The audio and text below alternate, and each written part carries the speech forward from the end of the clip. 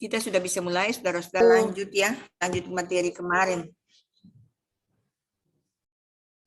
Kita lanjut materi yang kemarin itu sampai dengan konfigurasi. Oke. Saudara-saudara, selamat pagi. Selamat pagi, Bu. Hari ini kita berbicara mengenai hukum responsif ya, progresif otonom ya. Mulai dengan hukum responsif, saudara-saudara. Pembentukannya melibatkan partisipasi masyarakat. Yang namanya hukum responsif itu pembentukannya melibatkan partisipasi masyarakat, ya. Merespon kebutuhan kepentingan masyarakat. Yang kemarin saya katakan itu bahwa hukum responsif itu dia mengakomodir semua kebutuhan masyarakat. Ya, pada akhirnya hukum sebagai alat akomodatif kebutuhan masyarakat. Jadi segala kebutuhan masyarakat diakomodir oleh hukum. Itu namanya hukum responsif. Tetapi dia harus melibatkan partisipasi masyarakat dalam pembentukannya, saudara-saudara. Ya, jadi dalam pembentukannya harus melibatkan masyarakat. Dan substansinya merespon kebutuhan atau kepentingan masyarakat. Sekali lagi, dalam proses pembentukan hukum responsif, pembentukannya melibatkan partisipasi masyarakat. Substansinya merespon kebutuhan atau kepentingan masyarakat. Sehingga hukum itu sebagai alat akomodatif kebutuhan masyarakat. Sehingga hukum itu bisa mengakomodasi seluruh kebutuhan masyarakat. Ya, nah, saudara perhatikan di sini. Karakter produk hukum. Ada 4 karakter produk hukum. Pertama itu adalah hukum responsif yang tadi saya sudah jelaskan. Ya, sekali lagi, pertama adalah hukum responsif. Kedua, hukum otonom. Ketiga, hukum progresif. Keempat itu adalah hukum represif. Konservatif sama. Ortodoks itu sama dengan hukum represif, ya. Nah, sekarang kita masuk ke hukum represif dulu, saudara-saudara, ya. Apa itu hukum represif? Hukum yang berorientasi untuk menjamin kekuasaan penguasa. Sekali lagi, hukum yang berorientasi untuk menjamin kekuasaan penguasa. Hukum sebagai cerminan kehendak penguasa. Pembatasan terhadap partisipasi dan meletakkan kritik sebagai bagian dari ketidaksetiaan. Jadi, dia membatasi juga partisipasi masyarakat. Banyak menggunakan paksaan tanpa memikirkan kepentingan pihak rakyat. Inilah ciri-ciri dari hukum represif atau ortodoks ini. Saudara-saudara ya, sekali lagi, dia menjamin atau dia berorientasi untuk menjamin kekuasaan penguasa. Hukum sebagai cerminan kehendak penguasa. Ini ciri dari hukum represif atau ortodoks itu tadi. Ya, pembatasan terhadap partisipasi dan meletakkan kritik sebagai bagian dari ketidaksetiaan. Dia membatasi partisipasi masyarakat. Padahal hukum responsif itu bahkan dia mengutamakan partisipasi masyarakat, ya. Banyak menggunakan paksaan tanpa memikirkan kepentingan rakyat. Yang berikut, saudara, hukum otonom. Hukum otonom ini merupakan antitesis dari hukum represif. Hukum otonom menutup diri dari pengaruh kekuasaan politik penguasa. Jadi, lawan dari hukum otonom itu adalah hukum represif. Aturan hukum sebagai alat untuk mengawasi kekuasaan penguasa. Jadi, saudara, hukum otonom itu dia sebagai alat kontrol. Ya, sekali lagi dia sebagai alat kontrol. Apabila penguasa melakukan kesalahan, dia mengontrol, ya. Dia mengontrol. Ini adalah ciri-ciri dari hukum otonom, ya. Sedangkan hukum progresif, materi hukum harus memuat rasa keadilan dan masyarakat. Eksistensi hukum diakui apabila nilai-nilai moral masyarakat tergantung dalam hukum tersebut. Artinya keberadaan hukum diakui apabila nilai-nilai moral masyarakat terkandung dalam hukum tersebut. Hukum tidak hanya yang tertulis dalam peraturan perundang-undangan, melainkan nilai-nilai yang hidup dalam masyarakat, saudara-saudara. Jadi, tentunya saudara-saudara, kalau kita berbicara mengenai bentuk hukum, ya, ada hukum yang tertulis, ada hukum yang tidak tertulis. Saudara-saudara, saya harap kamera diaktifkan, ya. Sekali lagi kamera diaktifkan sehingga saudara-saudara mengikuti kuliah dengan disiplin, ya. Jangan kasih mati kamera, ya. Hukum adalah suatu institusi yang bertujuan mengantarkan manusia kepada kehidupan yang adil, sejahtera, dan membuat manusia bahagia. Ini adalah ciri-ciri dari hukum progresif. Tinggal saudara memberikan contoh. Banyak kali contoh hukum progresif. Banyak juga contoh hukum responsif, hukum otonom. Tetapi juga ada contoh hukum represif, ya, atau ortodoks itu sendiri. Tentunya saudara-saudara melihat bahwa dari 4 karakter hukum itu, manakah yang diutamakan? Manakah yang diprioritas seharusnya untuk kepentingan masyarakat, ya? Nah, saudara-saudara, hukum harus memuat rasa keadilan. Itu hukum progresif. Eksistensi hukum diakui apabila nilai-nilai moral masyarakat terkandung di dalam hukum tersebut. Ya, hukum tidak hanya yang tertulis dalam peraturan perundang-undangan, melainkan nilai yang hidup dalam masyarakat.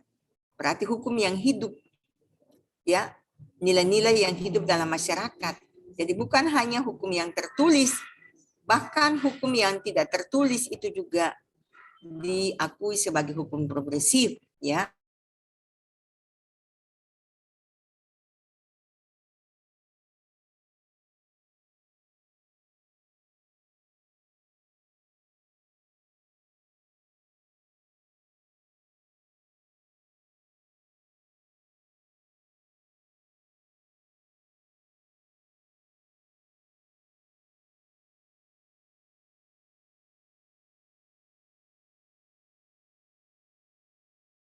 Hukum adalah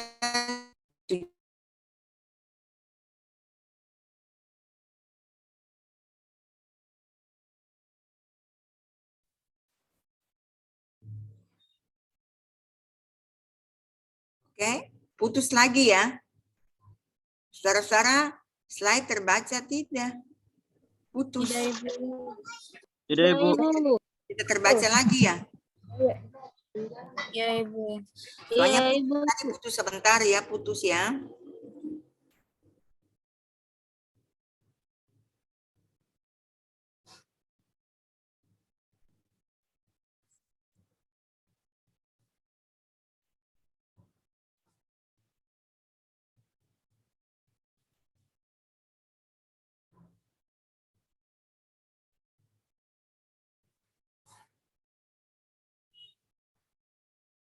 Sudah terbaca? Sudah, Ibu. Sudah, Ibu. Ya, kita lanjut ya. Jadi, sekali lagi ada 4 jenis hukum, 4 karakter, bukan jenis, 4 karakter produk hukum. Hukum responsif, otonom, progresif, dan represif atau konservatif ortodoks. Itu satu istilah. Sebetulnya 3 istilah tapi satu pengertian yang sama. Siapa yang bisa berikan contoh dulu hukum responsif? Silakan. Siapa yang bisa berikan contoh hukum responsif? Ini adalah karakter hukum responsif. Pembentukannya melibatkan partisipasi masyarakat. merespon kebutuhan atau kepentingan masyarakat. Hukum sebagai alat akomodatif kebutuhan masyarakat. Kalau dikatakan pembentukannya melibatkan masyarakat, berarti satu produk hukum yang bersifat tertulis, saudara ya, dalam bentuk undang-undang maupun peraturan perundang-undangan yang lain. Dia melibatkan masyarakat. Silakan siapa yang bisa berikan contoh? Dia sebagai alat akomodatif kebutuhan masyarakat. Silakan. Siapa yang bisa berikan contoh hukum, karakter hukum responsif? Sebetulnya banyak loh karakter hukum responsif.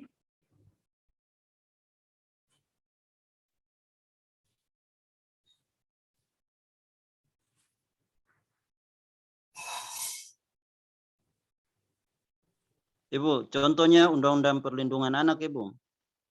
Ya, Undang-Undang Perlindungan Anak.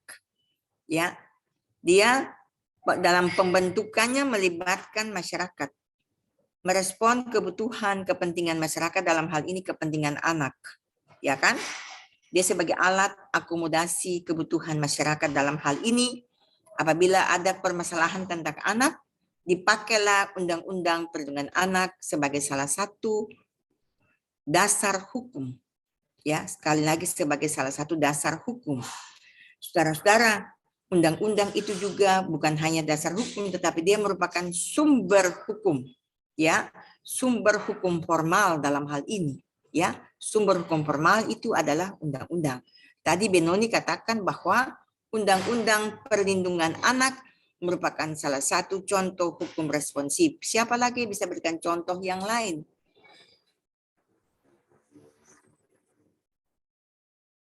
Saudara-saudara, dalam perkuliahan keaktifan saya catat.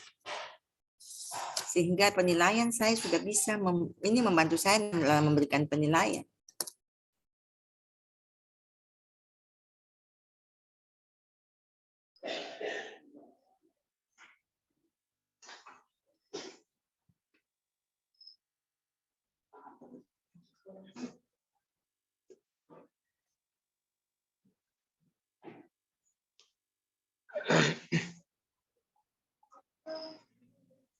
Undang-Undang Perlindungan Perempuan, Ibu.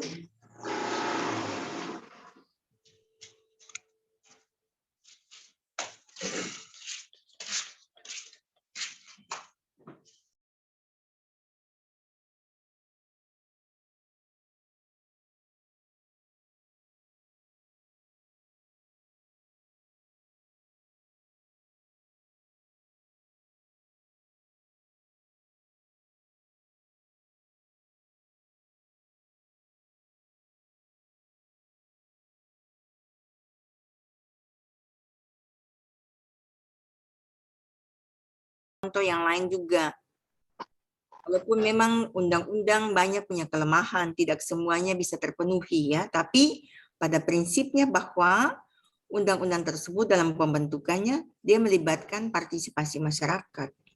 Dia merespon pada saat diundangkan tidak ada apa namanya masyarakat demo-demo, tidak. Itu demikian ya. Kemudian yang berikut. Slide tidak terbaca lagi ya saudara-saudara. Iya, Ibu. Iya, Bu. Oke, terbaca.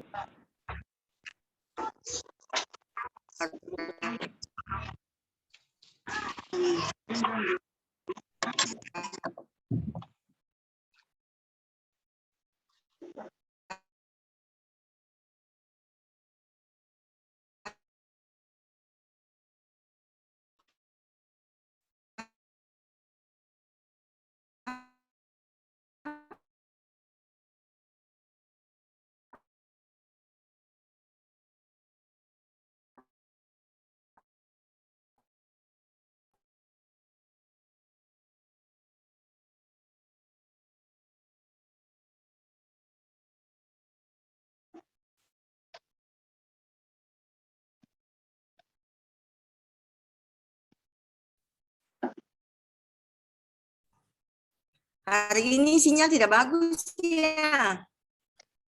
Iya, Bu, sinyal jelek. Putus terus ya. Iya, Bu.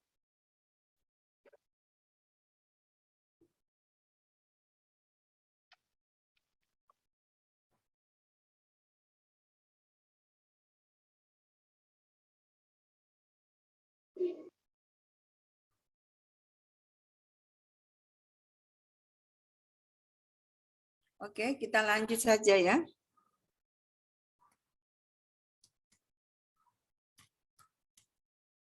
Ya, kita masuk ke pembentukan hukum zaman kolonial Belanda. Tadi saudara sudah tahu bahwa, oh iya, ada karakter hukum seperti ini, ada karakter hukum seperti itu. Ya, jadi ada karakter hukum yang responsif, ada karakter hukum represif, ada karakter hukum otonom, dan ada karakter hukum progresif. Ya, gitu ya. Pembentukan hukum zaman kolonial Belanda. Kita masuk jadi saudara begini, kita sudah masuk di sejarah ini, sejarah pembentukan hukum pada zaman pemerintahan Hindia Belanda, pada zaman kemerdekaan nanti ya. Pembentukan pada zaman penjajahan dibangunkan berdasarkan prinsip individual dan liberal. Itu pada zaman pemerintahan Belanda ya. Pembentukan hukum untuk kepentingan penjajah, itu untuk kepentingan penjajah. Hukum digunakan sebagai sarana perampasan dan penindasan hak-hak rakyat. Nah, kalau seperti ini, kira-kira menurut saudara, karakter hukum yang tadi saya sudah jelaskan kepada saudara, dia masuk karakter hukum apa itu? Represif, Ibu. Represif atau ortodoks, ya, konservatif. Ya, termasuk hukum itu, ya. Karakter hukum demi untuk kepentingan penguasa saja. Ya, jadi pada prinsipnya saudara tahu ini karakter hukum apa? Ya, pembentukan hukum pada zaman penjajahan dibangun berlandaskan prinsip individual dan liberal.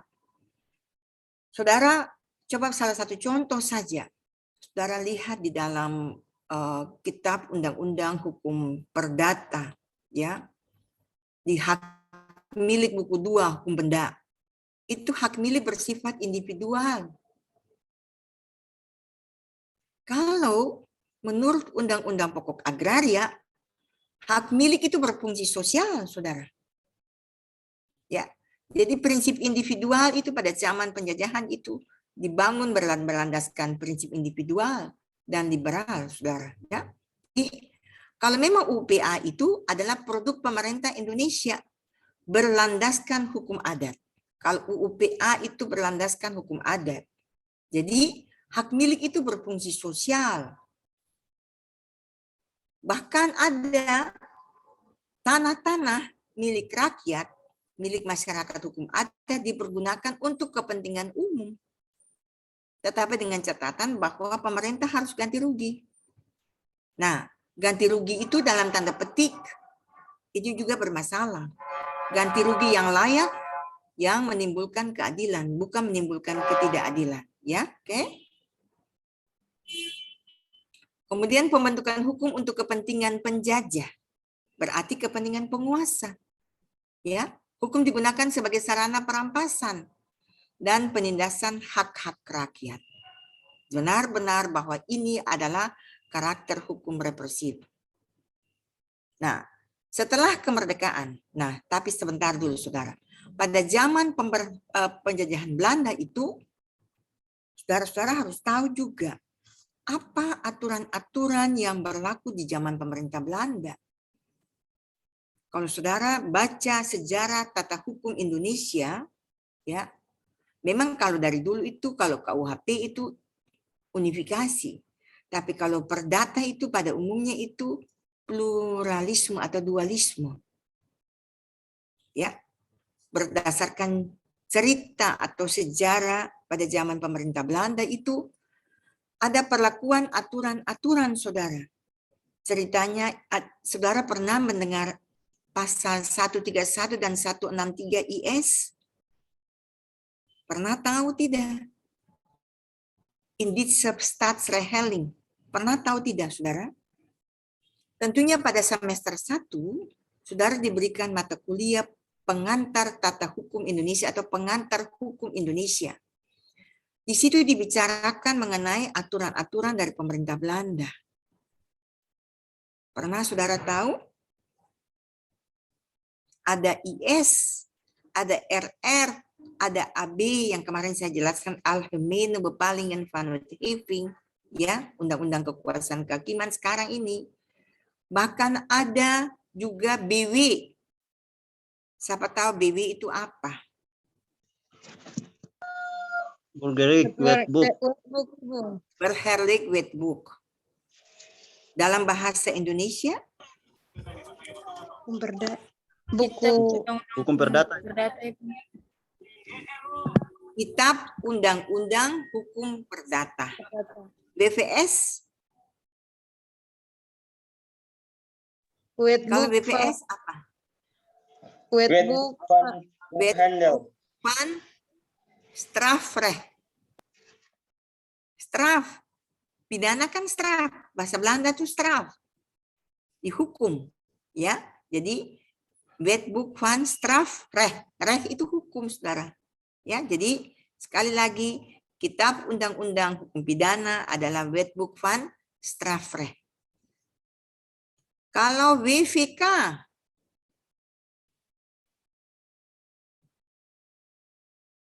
siapa yang tahu WVK? Wetboek van Koophandel. Kitab Undang-Undang Hukum Dagang. Ya, Wetboek van Koophandel. Kitab Undang-Undang Hukum Dagang. Koop itu beli. Ya, jadi Kitab Undang-Undang Hukum Dagang. Wetboek van Koophandel. Saudara-saudara, tiga kitab ini merupakan kodifikasi. Apa itu kodifikasi? Saudara-saudara, yang saya kasih konsep-konsep ini bukan hanya saudara-saudara kuliah S1 sudah selesai. Sampai S3 juga harus tahu. S2 harus tahu. Ya. Oh iya, Kitab Undang-Undang Hukum Pidana, Kitab Undang-Undang Hukum Perdata, dan Kitab Undang-Undang Hukum Dagang. Itu merupakan kodifikasi, merupakan hukum yang tertulis. Kalau katakan kodifikasi, berarti hukum yang tertulis. Tetapi tidak semua hukum yang tertulis itu kodifikasi, dibukukan secara sistematis. Jadi pembukuan satu aturan hukum secara sistematis itu namanya kodifikasi.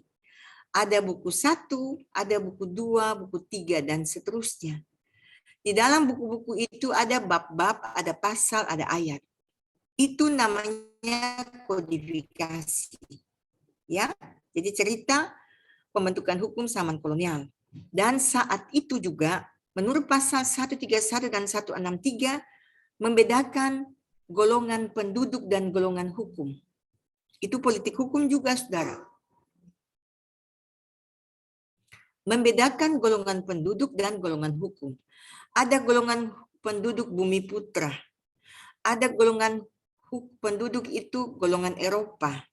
Ada golongan apa itu keturunan Tionghoa. Dan masing-masing itu dengan dia punya aturan. Kalau golongan penduduk Bumi Putra, aturannya ada hukum adat. Ya, itu. Jadi aturan-aturannya tersendiri. Oleh sebab itu sampai saat ini masih terdapat pluralisme di bidang hukum apa? Siapa yang tahu? Pluralisme di bidang hukum apa? Hukum warisan kan? Hukum warisan itu masih ada dikenal hukum warisan adat, hukum warisan Islam, hukum warisan perdata. Mau ikut yang mana? Ya, ada istilah penundukan diri secara sukarela. Mau ikut yang mana? Nah, ini masih terdapat pluralisme.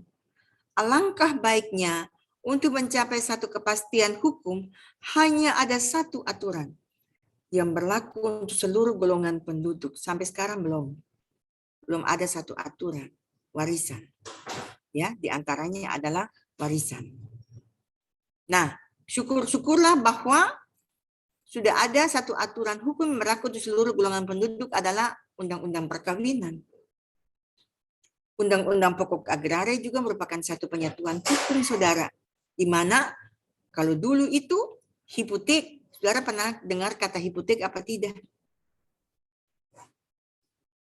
Hipotek itu apa? Tidak pernah dengar, Satu Ibu. hukum jaminan. Kalau pinjam uang di bank, lalu kasih apa? Iya, pernah dengar. Hipotek itu apa? Pinjam uang di bank, jaminannya adalah sertifikat tanah. Ya kan?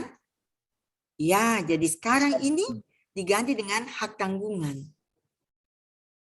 Suara saya kedengaran tidak, saudara-saudara? Dengar, Dengar, Ibu. Ibu. Ya, jadi hak Dengar, Ibu. tanggungan. Bukan hipotek lagi. Kalau hipotek masih dualisme. Artinya secara substansial, materialnya itu diatur di dalam buku 2. Secara formalnya itu diatur di dalam UPA. Masih dualisme. Tapi sekarang susah lagi. Sekarang sudah ada Undang-Undang Hak Tanggungan, Undang-Undang Nomor 4 tahun 1996.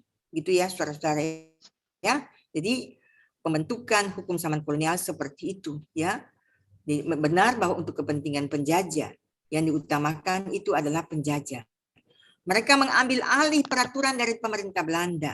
Kalau sejarah-sejarah apa itu hukum di Indonesia itu mulai dari Perancis. Perancis ke Belanda dulu, Belanda ke Indonesia. Ya, gitu ya. Kita masuk ke pembentukan hukum setelah kemerdekaan. Saudara-saudara, pasca proklamasi kemerdekaan Indonesia, para penguasa negara berupaya membentuk hukum yang bersumber berdasarkan ideologi bangsa.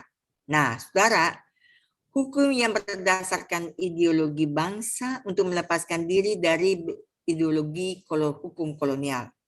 Itu benar, bahwa hukum yang baik itu adalah berdasarkan atau bersumber dari ideologi bangsa. Bangsa Indonesia, ya, tidak melepaskan diri dari Pancasila, sumber dari segala sumber hukum, ya. Hukum adalah pencerminan dari masyarakatnya, sehingga hampir tidak mungkin dilakukan transplantasi hukum asal ke suatu masyarakat. Namun, masih terdapat produk hukum kolonial yang dilakukan nasionalisasi. Seperti KUHP merupakan nasionalisasi dari Wetboek van Strafrecht. Benar kan? KUH Perdata merupakan nasionalisasi dari Beverdijk Wetboek BW. Sedangkan KUH Dagang merupakan nasionalisasi dari Wetboek van Koophandel. Mengapa demikian, saudara? Pada waktu Indonesia merdeka, ya, untuk mencegah kevakuman hukum. Sekali lagi, untuk mencegah kevakuman hukum atau kekosongan hukum, maka berdasarkan pasal 2 aturan peralihan pada saat itu, belum ada perubahan, belum ada amandemen, diberlakukanlah peraturan yang dari zaman pemerintah Belanda itu masih pakai di Indonesia. Dasar hukumnya di mana? Pasal 2 ayat 2 aturan peralihan. Itu ya, saudara-saudara ya. Pasal 2 ayat 2 aturan peralihan dasar hukum. Sampai sekarang nih kita masih menggunakan KUH Perdata, saudara-saudara. Sampai sekarang kita masih pakai KUH Pidana. Sampai sekarang kita masih pakai KUHD. Tetapi dengan catatan, banyak catatan, saudara. Banyak produk pemerintah Indonesia dalam bentuk undang-undang yang kedudukannya sama dengan KUH Perdata, yang kedudukannya sama dengan KUH Pidana, yang kedudukannya sama dengan KUH Dagang. Banyak loh, saudara-saudara. Contoh, Undang-Undang Perkawinan, Undang-Undang Nomor 1 tahun 1974 yang dirubah tahun 2020. Perubahannya parsial. Oleh karena itu dua-dua berlaku. Tidak mencabut secara menyeluruh. Bisa di dua berlaku. Junto Undang-Undang Nomor 1 tahun 1974 tentang perkawinan. Dengan demikian, pasal-pasal yang diatur dalam buku 1 KUH Perdata sudah dicabut. Ompong kan? Ompong bagian perkawinan. Tetapi ada kata sepanjang yang telah diatur di dalam Undang-Undang Nomor 1 Tahun 1974 itu sepanjang yang telah diatur. Jadi masih memberikan peluang apabila yang belum diatur maka bisa dipergunakan buku 1 Kitab Undang-Undang Hukum Perdata. Ya, seperti itu saudara-saudara ya. Jadi seperti juga Undang-Undang Pokok Agraria. Ya. Undang-Undang Nomor 5 Tahun 1960 tentang apa itu? Tanah. Pokoknya itu adalah tanah. Memang bumi agraria ini bicara agraria bilang bumi, air, dan kekayaan alam secara umum. Tapi khususnya tentang tanah. Nah, tanah ini adalah benda tidak bergerak. Dengan demikian, di dalam buku 2 Kitab Undang-Undang Hukum Perdata sudah dicabut juga sepanjang mengenai benda-benda tidak bergerak. Nah, oleh sebab itu saudara-saudara banyak hal, banyak undang-undang hak tanggungan juga hukum jaminan, buku 2 BW juga. Ada pasal-pasal yang sudah dicabut dengan kehadiran Undang-Undang Produk Pemerintah Indonesia. Cerita banyak saudara-saudara tentang hal ini. Ini juga merupakan politik hukum pemerintah dalam pembentukan hukum. Ya, sekali lagi politik hukum pemerintah dalam pembentukan hukum. Banyak saudara-saudara, apalagi Kitab Undang-Undang Hukum Dagang tentang PT, undang-undang tentang PT. Padahal PT juga diatur dalam hukum dagang. Ya, tentang pelayaran. Pelayaran juga ada diatur dalam hukum dagang. Banyak saudara-saudara, banyak aturan-aturan produk pemerintah Indonesia. Dengan demikian, Kitab Undang-Undang Hukum Dagang dia sudah bukan saat ini bagaimana kedudukan hukum dagang itu dia tidak berlaku utuh lagi. Tetapi dasar hukumnya masih tetap ada, dia berlaku, masih tetap sebagai hukum positif.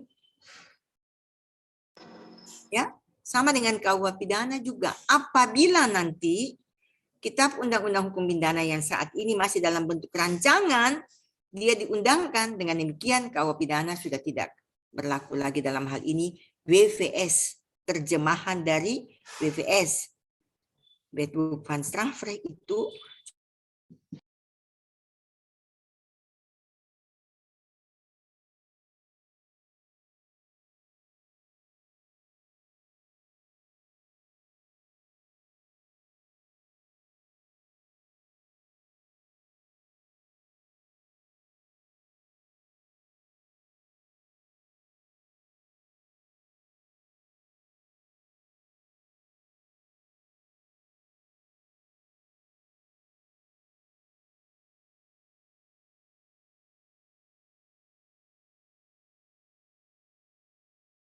tidak digunakan lagi, digunakanlah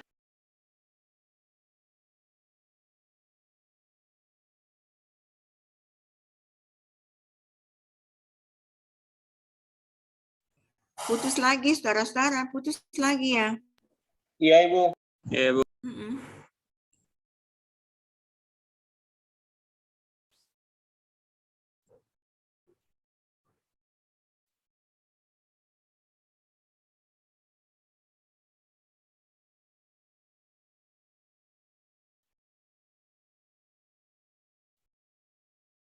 Putus terus ini. Oke. Begitu ya saudara-saudara cerita mengenai pembentukan setelah kemerdekaan. Ya, jadi ini juga merupakan politik hukum dalam hal pembentukan hukum. Mengapa pemerintah Indonesia membentuk aturan tertentu? Itu juga merupakan politik hukum. Merasa bahwa produk pemerintah bisa mengikuti kepentingan masyarakat lagi, maka dibentuklah hukum-hukum yang baru. Ya, diharapkan bahwa sampai sekarang ini belum ada rancangan KUH Perdata, saudara-saudara. Tetapi dosen Asosiasi Pengajar Hukum Perdata sudah berupaya untuk membentuk satu aturan-aturan baru tentang buku 3 BW Hukum Perikatan Teristimewa, ya. mudah-mudahan diterima oleh pemerintah sehingga bisa ada satu produk hukum nasional yang mengakomodir kepentingan masyarakat di saat ini.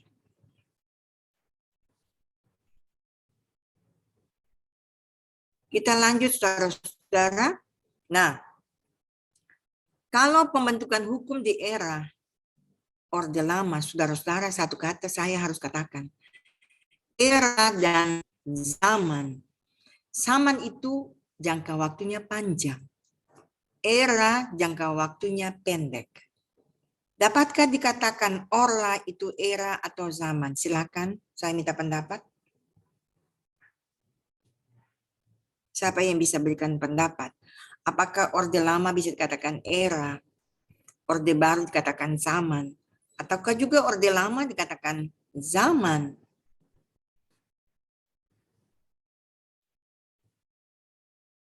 Silakan. Mungkin ada punya pendapat, tidak apa-apa, saudara berpendapat, silakan. Silakan. Ibu, menurut saya Orde Lama itu zaman, Ibu. Zaman. Oke. Kenapa zaman? Karena prosesnya panjang, Ibu.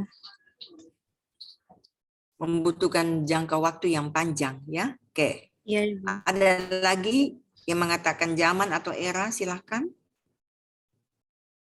Era Ibu saya. Siapa yang katakan era? Benoni. Saya Ibu. Benoni katakan era. Mengapa era? Karena prosesnya tidak panjang Ibu. Karena waktu setelah tahun 50 sampai tahun 70-an tidak memakan waktu lama. Sudah masuk era Orde Baru Ibu. Nah, Orde Lama mulai dari tahun berapa? Apakah setelah Tahun Indonesia 50 merdeka? Ibu.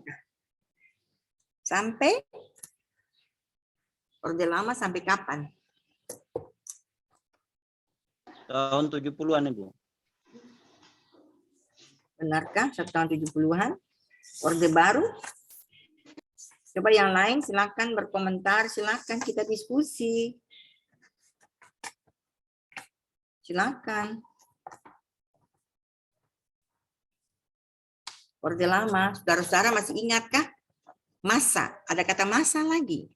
Masa 1949 sampai 1950. Itu masa apa tuh? Konstitusi apa? Ya kan? RIS kan? 1950 sampai 1959. Itu konstitusi undang-undang dasar sementara. Ya kan? Nah itu juga. Masa 1959 sampai dengan sekarang itu kita kembali ke UUD 45. Tetapi ada pembedaan antara Orde Lama dan Orde Baru. Ya, oke? Kemudian yang berikut, pembentukan hukum era Orde Baru. Pembentukan hukum pada zaman Orde Baru umumnya lebih mementingkan upaya mempertahankan kekuasaan penguasa. Mari perhatikan itu. Mempertahankan kekuasaan penguasa. Nah, ini juga. Mempertahankan kekuasaan penguasa. Jadi, kalau kita melihat karakter hukum yang tadi, berarti dia masuk di karakter mana ini?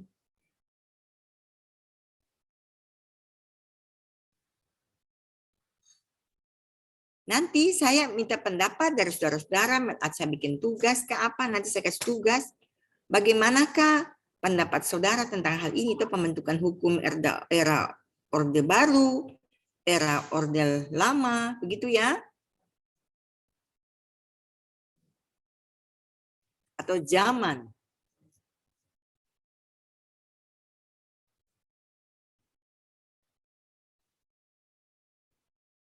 Kita masuk ke era reformasi, jangan sampai nanti putus lagi. Saudara-saudara, salah satu misi pembangunan hukum nasional adalah mewujudkan bangsa yang berdaya saing dan demokratis berdasarkan hukum. Kalau reformasi dikatakan era, karena jangka waktunya pendek, benar. Era, ya. Pembangunan hukum dimaksud diarahkan pembaharuan produk hukum untuk warisan kolonial. Jelas ada pembaharuan hukum karena Produk hukum itu adalah warisan kolonial Indonesia, ya. Pembangunan hukum yang mencerminkan nilai-nilai sosial masyarakat Indonesia yang mampu mendorong tumbuhnya kreativitas dan melibatkan masyarakat, mendukung pelaksanaan penyelenggaraan pemerintahan dan pembangunan nasional yang bersumber pada UUD 45 dan Pancasila. Ini era reformasi, saudara-saudara. Ya. Jadi dengan demikian, saudara-saudara, di sini di era reformasi pembangunan hukum ini berkarakter apa ya? Menurut saudara-saudara, pembangunan hukum dia berkarakter mana nih? Hukum yang mana ini? Karakter hukum yang mana ini, saudara-saudara? Silakan.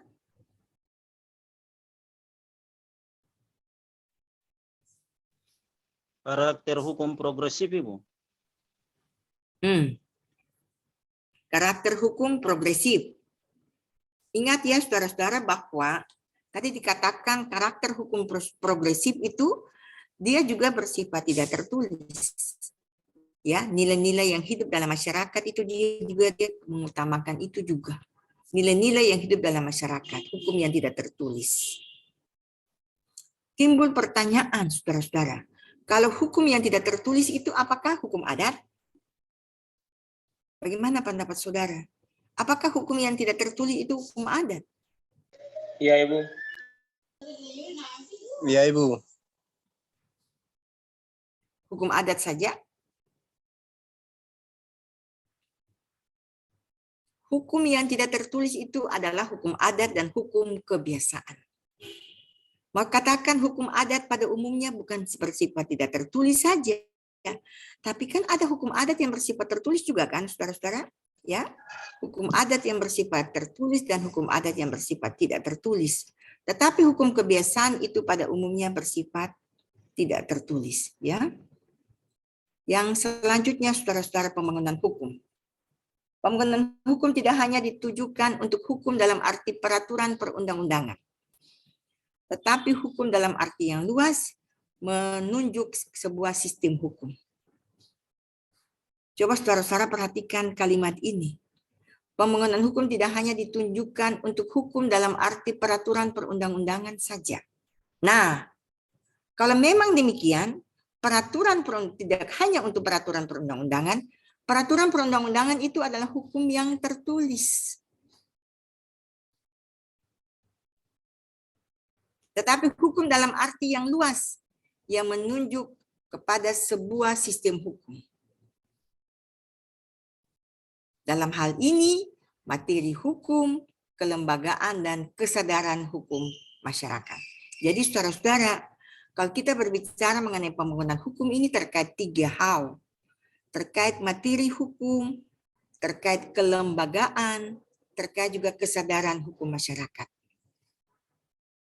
Nah, materi hukum yang bagaimana yang terkait dengan pembangunan hukum, kelembagaan apa, kesadaran hukum yang bagaimana yang terkait dengan pembangunan hukum. Itu juga menjadi catatan bagi saudara-saudara bahwa inilah lingkup dari pembangunan hukum, ya. Jadi pembangunan hukum ini terkait dengan materi.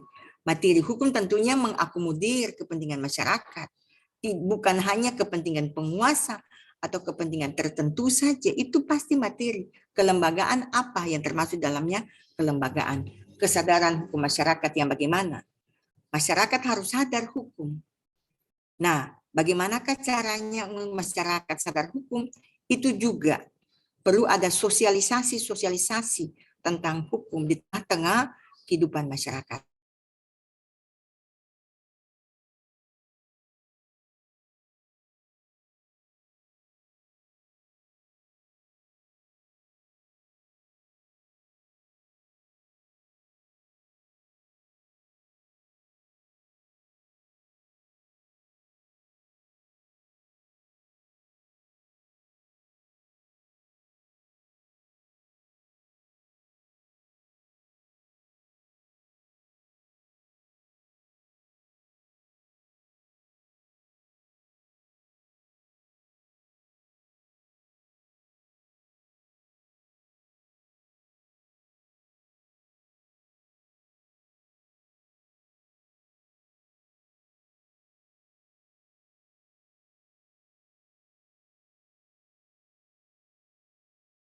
Ya, Ibu.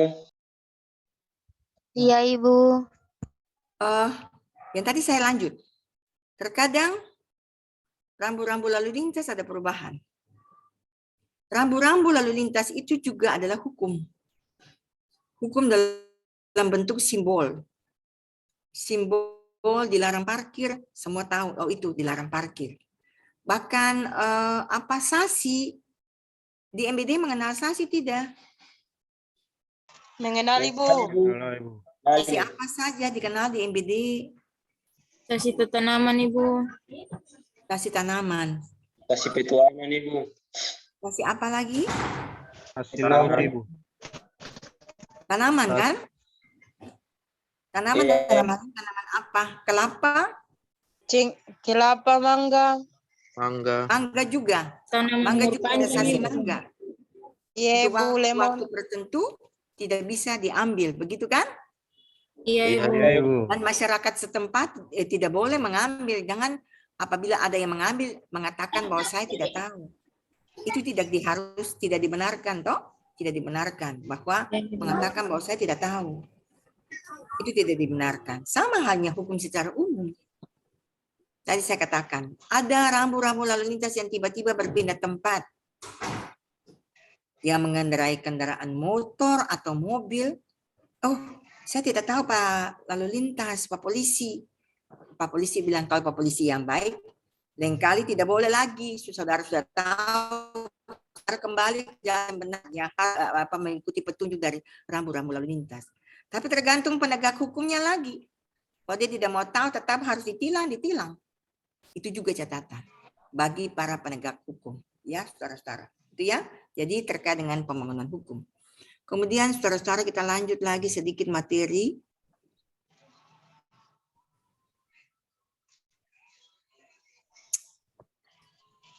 Ya. Pembangunan materi hukum adalah tindakan atau kegiatan yang ditujukan untuk pembaruan peraturan perundang-undangan. Jelas, saudara. Pembangunan materi hukum itu adalah tindakan atau kegiatan yang ditujukan untuk pembaruan peraturan perundang-undangan. Jadi, hukum tidak statis, hukum dinamis, saudara-saudara. Tentunya ada perubahan-perubahan tertentu, ya. Dia tidak statis. Bahkan kalau hakim memutuskan perkara, hakim merasa bahwa aturan ini tidak sesuai lagi dengan rasa keadilan. Maka hakim bisa melakukan satu konstruksi hukum untuk mencapai keadilan. Itu namanya pembangunan hukum juga, saudara-saudara. Kalau hakim melakukan konstruksi hukum demi untuk keadilan, itu namanya juga pembangunan hukum. Ya. Nah, pembangunan kelembagaan adalah tindakan atau kegiatan yang dimaksudkan untuk memelihara dan mempertahankan tertib hukum. Tindakan atau kegiatan yang dimaksudkan untuk memelihara dan mempertahankan tertib hukum. Pembangunan kesadaran hukum masyarakat adalah tindakan atau kegiatan untuk meningkatkan perasaan hukum, baik mengenai pengetahuan tentang peraturan hukum, sikap terhadap peraturan hukum, dan pola perilaku. Nah, itu juga terkait dengan budaya, saudara. Ya, sikap terhadap peraturan hukum. Bagaimana pola perilaku hukum? Pola perilaku hukum juga terkait dengan budaya masyarakat setempat. Jadi, saudara-saudara, itulah terkait dengan pembangunan hukum. Ya, ada juga pembangunan hukum terkait dengan kelembagaan, terkait dengan kesadaran, pembangunan hukum terkait dengan materi hukum. Silakan saudara-saudara, saya minta pendapat saudara-saudara terkait dengan 3 kalimat ini. Siapa yang bisa memberikan pendapat tentang pembangunan hukum terkait dengan materi hukum, pembangunan terkait dengan kelembagaan, pembangunan terkait dengan kesadaran hukum. Silakan saudara-saudara.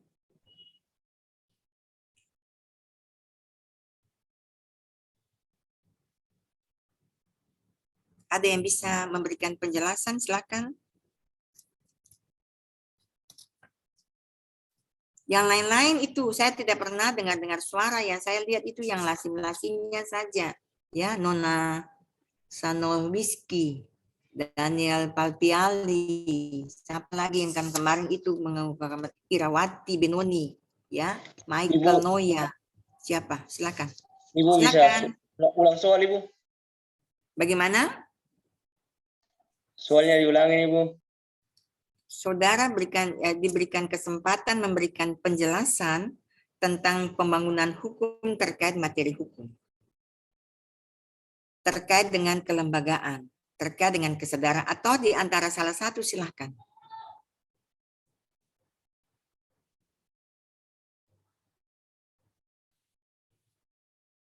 Silakan saudara-saudara. Saya Ibu salah satu. Ya. Salah satu dari mana? Pembangunan. Itu? Untuk apa? Pembangunan materi hukum Ibu Ya, adalah silakan. tindakan atau kegiatan yang ditujukan untuk pembaruan peraturan perundang-undangan, misalnya pelaksanaan pembaruan Undang-Undang Dasar yang disebut amandemen untuk menyesuaikan dengan kondisi dan keadaan dewasa ini, Bu. Itu saja. Ya, Amandemen sementara UUD Ibu. 45.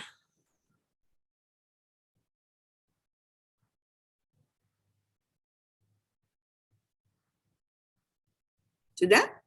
Iya, Bu. Iya, Ibu. Amandemen UUD 45. Dengar-dengar ada lagi amandemen UUD 45 terkait dengan pemilihan presiden. Masih dalam sebatas wacana, Ibu. Ya, oke. Ada lagi yang lain? Silahkan. Tadi yang siapa tuh? Benoni, Bu. Benoni, ya. Silakan. Yang lain? Saya Ibu. Siapa? Nona. Sapnosiri Ibu. Jular Ibu. Ya. Ibu terkait pembangunan kelembagaan Ibu. Ya, oke, silakan. Ibu, ini menurut saya pembangunan kelembagaan adalah tindakan atau kegiatan yang dimaksudkan untuk memelihara dan mempertahankan tertib hukum. Ibu, menurut saya itu terkait pembangunan peraturan lalu lintas Ibu, untuk mempertahankan kelembagaan, untuk menertibkan masyarakat dalam hal lalu lintas Ibu. Kelembagaannya kelembagaan apa itu? Yang terkait dengan kelembagaan. Pembangunan kelembagaan. Saudara-saudara, kalau dikaitkan dengan kelembagaan itu etika dari masing-masing lembaga itu sendiri ya. Etika itu juga. Saudara-saudara memperhatikan etika. Etika itu hukum juga saudara-saudara ya. Jadi kode etik dari masing-masing kelembagaan penegak hukum itu. Ya, gitu ya Nona Juler ya. Yang lain-lain perhatikan itu juga. Silakan yang lain juga. Saya, Ibu. Saya, Bu. Apa? Siapa? Kalau Nyong bilang, nama Bu. siapa? Ya. Daniel kali, Bu. Daniel, iya. Silakan Daniel. Terkait dengan pembangunan kesadaran hukum masyarakat itu. Iya, silakan Nyong. Ya, menurut saya itu pembangunan hukum terhadap masyarakat itu masyarakat itu tidak terlepas pisahkan dari hukum Ibu, karena di mana ada masyarakat di situ ada hukum Ibu. Jadi menurut saya tindakan masyarakat meningkatkan kesadaran hukum dinilai dari berbagai aspek, seperti ketika masyarakat membuat kesalahan atau membuat tindakan pidana atau pelanggaran-pelanggaran, di situ mereka dikenakan sanksi, menjalankan sanksinya. Nah, di situ juga masyarakat dikatakan bahwa sudah mulai cakap hukum atau sudah mulai ada kesadaran hukum yang dilihat dari aspek kehidupan bermasyarakatan, Ibu. Iya. Saudara-saudara di MBD kemarin itu waktu Natal, waktu tahun baru itu banyak yang mabuk-mabukan tiap hari tidak? Mabuk, Ibu. Mabuk, Ibu. Banyak yang mabuk toh? Sampai Iya, pagi. Iya, Ibu. Sampai tidak tahu diri lagi. Iya, Ibu. Di Pagi kelompok-kelompok jemput tertentu pagi. saja saya memperhatikan. Iya kan? Sampai pagi toh? Pagi, ulang pagi Bu. Dari malam sampai pagi. Ada mabuk. Mungkin diantaranya saudara-saudara juga. Ya kan? Minum Itu sampai pas. pagi. Sampai tidak sadarkan diri lagi. Ya kan? Apakah itu termasuk kesadaran hukum? Juga kan? Nah, Ya, itu Ibu. juga mengganggu ketenangan, teriak besar-besar padahal tetangga mau tidur. Mengganggu sekali. Itu juga mengganggu ketenangan tetangga. Ada kelompok masyarakat tertentu ribut-ribut. Oke, kita ribut, kita masuk tahun 2022 baru. Tetapi sebatas waktu. Ya kan? Boleh minum, tetapi sebatas minum saja. Tetapi jangan sampai berlebihan. Lalu, kalau memangnya akibat dari minum berlebihan juga akan menimbulkan perbuatan yang tidak dikehendaki. Nanti berurusan dengan hukum juga. Ini juga terjadi masalah hukum, saudara. Jadi kalau memangnya ada yang sadar hukum, tidak melakukan hal seperti itu contoh ya sederhana. Saya kira semua tempat terjadi seperti itu juga, ya. Oke. Jadi banyak hal saudara-saudara pembangunan kesadaran hukum itu. Artinya dikatakan juga bahwa penguasaan ilmu hukum juga perlu. Dan ini begini, kesadaran hukum masyarakat, di sini juga masyarakat yang mana? Masyarakat intelektual, masyarakat penegak hukum kah? Nah, masyarakat penegak hukum juga misalnya polisi, pengacara, hakim, penguasaan ilmu juga perlu kan? Kalau memang seorang hakim yang baik, dia memutuskan perkara, tapi kalau penguasaan ilmu kurang juga, itu juga menjadi masalah dalam putusan. Jadi perlu juga dibarengi dengan penguasaan ilmu, sehingga juga di dalam memutuskan perkara penting sekali menghasilkan suatu putusan yang adil. Begitu ya. Jadi meningkatkan perasaan hukum, baik mengenai pengetahuan tentang hukum itu sendiri. Ya, pengetahuan tentang peraturan hukum. Di sini katakan juga bahwa pembangunan kesadaran hukum itu juga terkait dengan peningkatan perasaan hukum, baik mengenai pengetahuan tentang peraturan hukum, sikap terhadap peraturan hukum dan pola.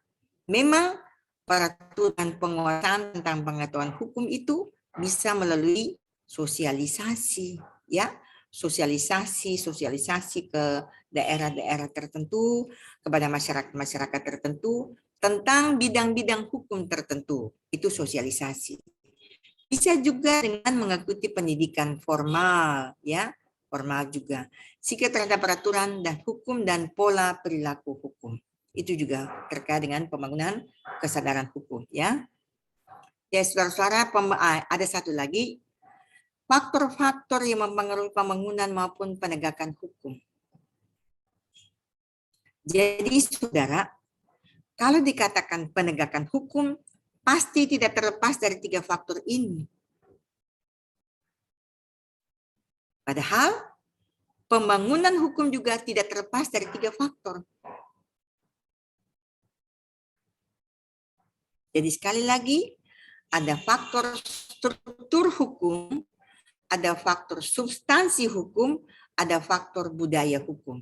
Oleh sebab itu, nanti kita masuk pada penegakan hukum besok. Ya, sampai di sini pembangunan hukum, besok baru kita masuk pada penegakan hukum. Jadi saudara-saudara, untuk materi kuliah hari ini cukup sekian. Ya, besok kita masih jumpa lagi. Apabila ada sisa materi lagi, kita akan jumpa di hari Kamis nanti. Ya, saudara-saudara ya. Tetapi setelah ini saya akan memberikan tugas. Tidak tahu mengapa di classroom. Saya sudah coba di laptop juga sama. Materi tidak bisa masuk. Apabila saya memberikan tugas tidak masuk juga di classroom, saya akan memberikan tugas masuk di ketua-ketua kelas. Nanti ketua kelas akan menyampaikan kepada teman-teman. Ada grup WA kan satu kelas? Ada tidak? Ada Ibu, ada. Ada Ibu. Ada Ibu. Ya, ada grup WA, gitu ya. Nah, saya mau bertanya dulu. Satu kelas ini saya lihat yang termasuk di dalam classroom itu absensinya, tapi ketua kelas sudah melaporkan kepada Pak Ronald. Sudah Ibu. Sudah Ibu. Oke. 25 siswa. Saya bertanya dulu, apakah untuk reguler 1 berapa orang?